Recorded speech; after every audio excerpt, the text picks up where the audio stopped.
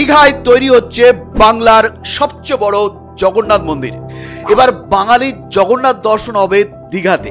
দীঘা স্টেশনের পাশেই 150 কোটি টাকা খরচ করে তৈরি হচ্ছে বাংলার এই সুবিশাল জগন্নাথ ধাম।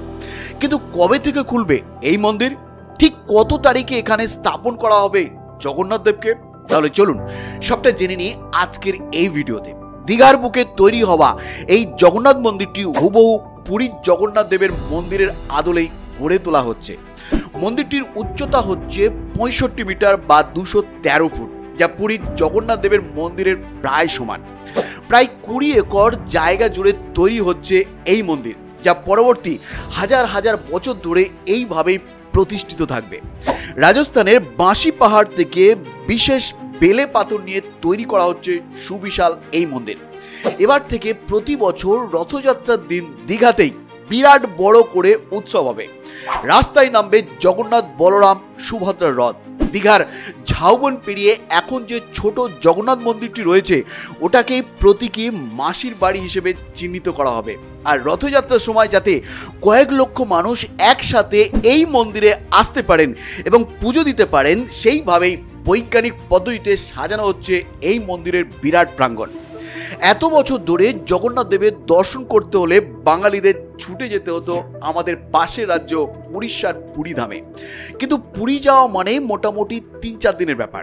অফিসের ছুটি জোগাড় করা, আগে থাকতে ট্রেনের টিকিট কাটার পাশাপাশি পকেটেও বেশ খানিকটা টান পড়তো সকলেরই। কিন্তু এবার মাত্র কয়েক ঘন্টার পথ অতিক্রম করে দীঘা পৌঁছালেই জগন্নাথ দর্শন থেকে সমুদ্র স্নান সবই সেরে নিতে পারবেন বাঙালিরা।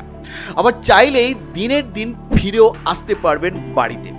গত 2019 সালে দীঘা পরিদর্শনে গিয়েছিলেন মুখ্যমন্ত্রী মমতা বন্দ্যোপাধ্যায় এবং তিনি ঘোষণা করেন দীঘার বুকে তিনি একটা জগন্নাথ মন্দির গড়ে তুলতে চান। সেই মতো পুরীর জগন্নাথ দেবের মন্দিরের আদলেই দীঘাতে মন্দির তৈরির প্ল্যানিং শুরু হয়ে যায়।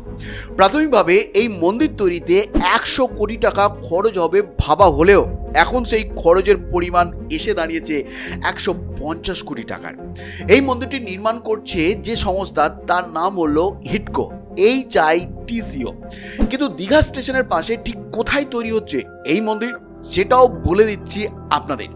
ট্রেন ধরে দীঘা স্টেশনে নামার পর আপনার বাঁদিকে গেলেই দেখতে পাবেন ল্যারিকা হলিডে ইন হোটেলের পাশেই প্রতিষ্ঠিত হচ্ছে এই জগন্নাথ দেবের মন্দির। এই মন্দিরের রক্ষণাবেক্ষণের দায়িত্বে থাকবে দীঘা শঙ্করপুর ডেভেলপমেন্ট অথরিটি। কিন্তু দীঘার এই মন্দির কি পারবে পুরীর জগন্নাথ দেবের মন্দিরের প্রতি মানুষের সেই আবেগ, সেই ভালোবাসাকে টেক্কা দিতে? অনেক বাঙালির মতে পুরী ধামের মাহাত্ম্য কোনোদিনই দীঘায় তৈরি হবে না। জগন্নাথ দেবের মন্দির বললে লোকে পুরী ধামকেই বোঝে। দীঘার এই মন্দির উচ্চতায় পুরীর মন্দিরের সমান হলেও মানুষের ভালোবাসা সবসময় পুরীর মন্দিরের প্রতি থাকবে। তবে অনেক বাঙালি এটাও বলছেন যে ঠাকুরের মন্দির যেখানেই হোক সেখানেই ভক্তদের সমাগম হবে। এই বিষয়ে কোনো প্রতিযোগিতা হয় না। পুরীর প্রতি মানুষের আবেগ অনেক বেশি, এটা ঠিক।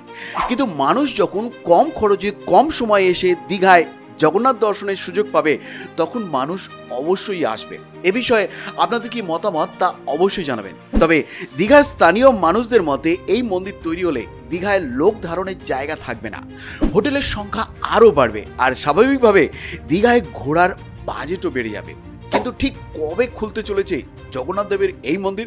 শোনা যাচ্ছে এই বছর 2024 সালের জানুয়ারিতে অযোধ্যার রাম মন্দির উদ্বোধনের কিছুদিনের পরেই, অর্থাৎ রথযাত্রার আগেই খুলে যাবে বাংলার সবচেয়ে বড় এই জগন্নাথ মন্দির। তাহলে এই বছর রথযাত্রায় আপনারা কোথায় যাচ্ছেন, দীঘা নাকি পুরী? কমেন্ট করে অবশ্যই জানাবেন। কিন্তু ভিডিওটি শেষ পর্যন্ত দেখার জন্য অসংখ্য ধন্যবাদ।